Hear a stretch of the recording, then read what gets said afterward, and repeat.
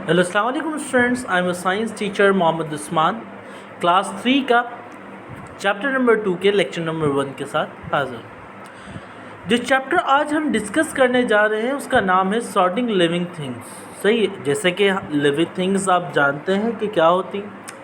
आज का टॉपिक जो है वो है सॉर्टिंग। सॉर्टिंग से मुराद यूँ कह लें कि classification and grouping of living organism on the basis of their similarities and dissimilarities। Living organism को क्लासीफाई करना, एक ग्रुप में लाना, किस बेस पे? उनके अंदर मौजूद जो सिमिलरिटीज़ हैं और डिसिमिलरिटीज़ हैं। फॉर एग्ज़ाम्पल, मिसाल के तौर पे हम कैट को, डॉग को, सही, मंकी को और डिफरेंट इस किस्म के लिविंग ऑर्गेनिज्म को एक ग्रुप में रख सकते हैं। क्यों रख सकते हैं? क्योंकि इनकी बॉडी जो है फीडर से कवर होती है, बहुत सारी खसूसियात में कैसी है, ये आगे पर जो है मिल्क प्रोड्यूस करते हैं। ये बच्चे आमतौर पे अंडे नहीं देते, बच्चे पैदा करते हैं, बच्चे पैदा करते हैं, बच्चे देते हैं, सही। और इसके अलावा ये बॉडी जो है कवर्ड विद द फीडर से कवर होती है और इनकी आँखें खैर। यानी कुछ प्रॉपर्टीज़ हैं इनके अंदर बहुत सारी जो कि एक जैसी है, तो उनको हम एक ग्रुप में लेकर आ सकते हैं। चलिए अगर मैं इसके एग्जांपल देना चाहूँ तो ये भी दे सकता हूँ। मिसाल के तौर पर आपके सामने बहुत सारा खाना क्या हुआ है, रखा हुआ है, सही है, जिसमें आपके पास जो गुलाब जामुन है, चमचम है, कस्टर्ड है, सही है, बिरयानी है, कोरमा है, कढ़ाई है। आपसे बोला जाता है कि जिसमें जितनी भी डिज़र्ट्स हैं, यानी जितनी मीठी डिश है वो अलग कर लो। तो आप क्या करोगे? बिरयानी को नहीं उठाओगे, आप कोरमे को नहीं उठाओगे, आप जो कढ़ाई को नहीं उठाओगे। आप क्या करोगे? सिर्फ वो चीज़ें जो कि मीठी है, जैसे गुलाब जामुन, चमचम और दीगर मिठाइयों को आप क्या करोगे? अलग कर लोगे। क्यों?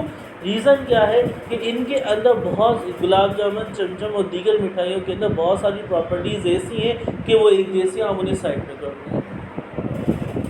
ठीक है, तो आम तौर पे जो चीज़ों के जो ग्रुप बनाए जाते हैं वो दरअसल इसी बेस पे बनाए जाते हैं कि भाई इनकी सिमिलरिटीज़ और डिसिमिलरिटीज़ को देखते हुए।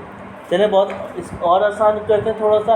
आप स्कूल में जो बैग लेकर आते हैं, आम तौर पे स्कूल बैग के अंदर बुनियादी तौर पे दो आपके पास पोर्शंस होते हैं, सही है। उसमें आपके एक पोर्शन में नॉर्मली जो बच्चे होते हैं वो क्या रखते हैं? अपनी बुक्स रखते हैं, यानी जो आपकी टेक्स्ट बुक्स होती हैं वो रखते हैं, यानी बुक्स। और एक पोर्शन के अंदर आप क्या करते हैं? सिर्फ और सिर्फ अपनी कॉपीज़ यानी नोटबुक रखते हैं। यानी वहाँ भी आप क्या कर रहे होते हैं? क्लासिफिकेशन करते हैं, दर्जाबंदी कर रहे हैं। एक तरफ से टेक्स्ट बुक और दूसरी तरफ सिर्फ और सिर्फ नोटबुक। क्यों? टेक्स्ट बुक सिर्फ पढ़ने के लिए होती है, उनको अलग पोर्शन में रख दिया। नोटबुक इस पर वर्किंग करनी है, उसे अलग पोर्शन में रख दिया। तो इस तरीके से हम बहुत तरीके से डिफरेंट तरीके से क्लासिफिकेशन कर रहे होते हैं। इसकी थोड़ी एग्जांपल और ले लें। आप कभी घर की किचन में चले जाएं, किचन में जाके देखें, आपको जो प्लेट्स वगैरह जो है वो एक अलग पोर्शन में रखी हुई नज़र आ रही होंगी। या भाई मालूम होगा कि यहाँ सिर्फ और सिर्फ क्या रखी जाती हैं?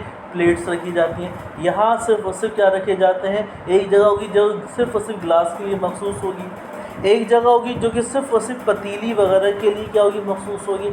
एक जगह ऐसी होगी जो कि सिर्फ और सिर्फ मसालों के लिए क्या होगी? मखसूस होगी। यानी आम तौर पे हम नॉर्मल लाइफ में भी क्या करते हैं? क्लासिफिकेशन कर रहे होते हैं। किस बेस पर? जो चीज़ें एक जैसी होती हैं उन्हें एक अलग ग्रुप में रख देते हैं, सही। और जो चीज़ें उससे थोड़ी मुख्तलिफ, उनकी प्रॉपर्टीज़ एक जैसी होती है, उन्हें एक अलग ग्रुप में रख देते हैं। तो यहाँ हमने क्या करना है? सॉर्टिंग लिविंग थिंग्स को सॉर्ट आउट करना है।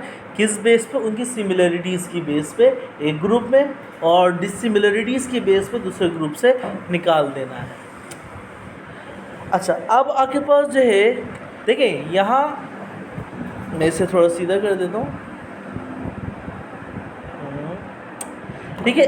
इस चैप्टर में आपके पास जो चलिए यहाँ वैसे कोई ज़रूरत नहीं है इसमें ना, कैंसिल, नेक्स्ट पेज, एडिट।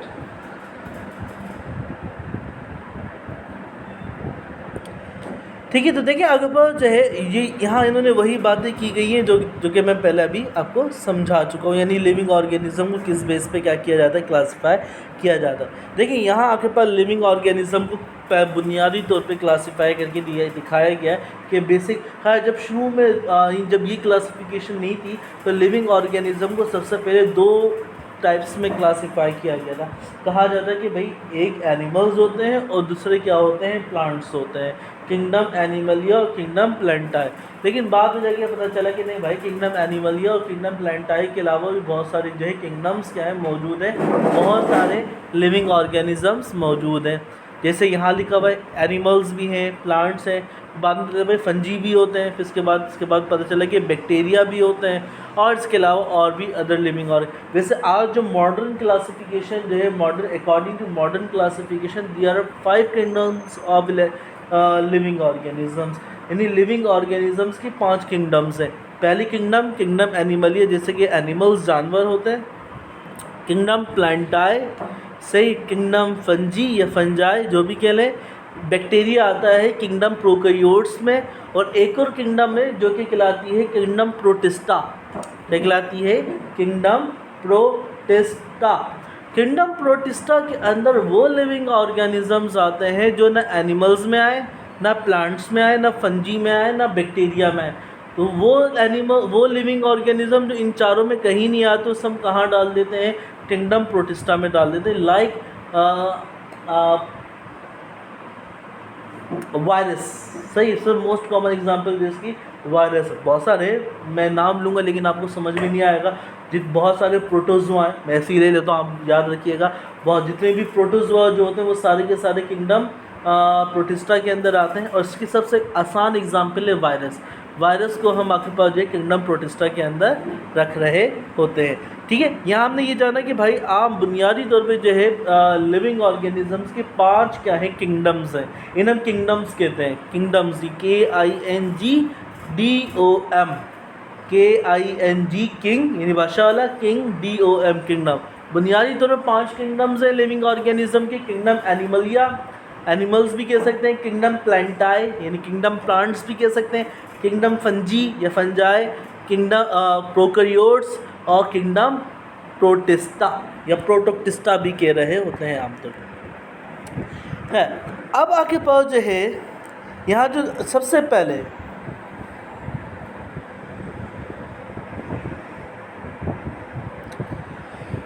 जिस लिविंग ऑर्गेनिज्म एनिमल्स को क्लासिफाई किया गया, सबसे पहले किंगडम एनिमलिया को क्लासिफाई किया गया, इसकी क्लासिफिकेशन है। सबसे पहले एनिमल्स में देखें, मैं कुछ कैरेक्टरिस्टिक्स बताऊँ एनिमल्स होते कौन है। सही है, नंबर 1 मल्टी सेलुलर हो। आप जानते हैं, आप पढ़ चुके होंगे कि मल्टी सेलुलर और यूनिसेलुलर क्या होते हैं। मैं थोड़ा सा रिवाइज करा देता हूँ। यूनिसेलुलर वो लिविंग ऑर्गेनिजम्स होते हैं जो कि बुनियादी तौर पे सिर्फ एक सेल से मिलकर बने होते हैं। सही है, जैसे कि बहुत सारे बैक्टीरिया यूनिसेलुलर होते हैं, बहुत सारी एल्गी यूनिसेलुलर होती है, बहुत सारे आपके पास जो है प्रोटोजोआ जैसे अमीबा, पैरामीशियम वगैरह ये यूनिसेलुलर होते हैं। लेकिन बहुत सारे लिविंग ऑर्गेनिजम्स ऐसे होते हैं जो कि मल्टी सेलुलर होते हैं, जो कि एक से ज़ायद सेल से मिलकर बने होते हैं, 2 या 2 से ज़ायद सेल से मिलकर बने होते हैं। सही, पहली बात उन्हें हम मल्टी सेलुलर कहते हैं। एनिमल्स, प्लांट्स, फंजी वगैरह सारे मल्टी सेलुलर हैं। एनिमल्स की जो पहली कैरेक्टरिस्टिक जो होती है वो ये होती है, दे आर मल्टी सेलुलर। ठीक है, मैं आपको जब वर्किंग दूंगा उसमें ये कुछ खसूसियात एक्स्ट्रा में लिखवाऊंगा।